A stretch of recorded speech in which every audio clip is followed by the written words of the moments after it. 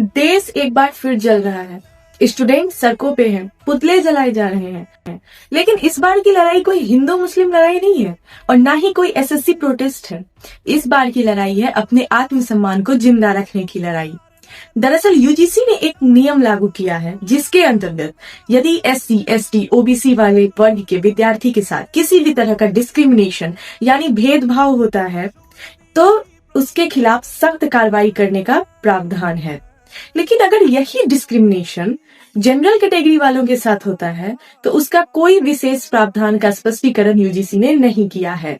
बस यही है यूजीसी के विवाद का मुद्दा।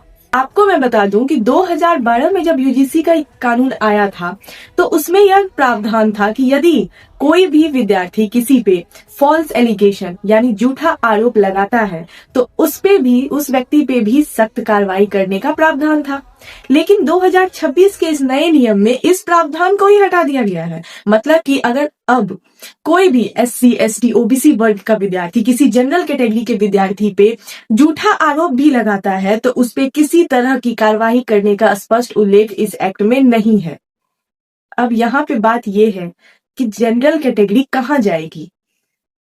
क्या यहाँ पे ये सवाल नहीं उठता कि जिस तरह से डॉरी एक्ट का गलत उपयोग होता आ रहा है, जिस तरह से एससी एसटी एक्ट का भी गलत उपयोग हो रहा है, उसी तरह से इस यूजीसी एक्ट का भी गलत उपयोग किया जाएगा। इससे अच्छा तो मेरे हिसाब से सरकार को ये नियम निकालना चाहिए था कि यदि कोई व्यक्ति किसी व्यक्ति के साथ भेदभाव करता है, किसी महिला के साथ या किसी दिव्यांगजन के साथ भेदभाव करता है तो उसके खिलाफ सख्त कार्रवाई की जाएगी।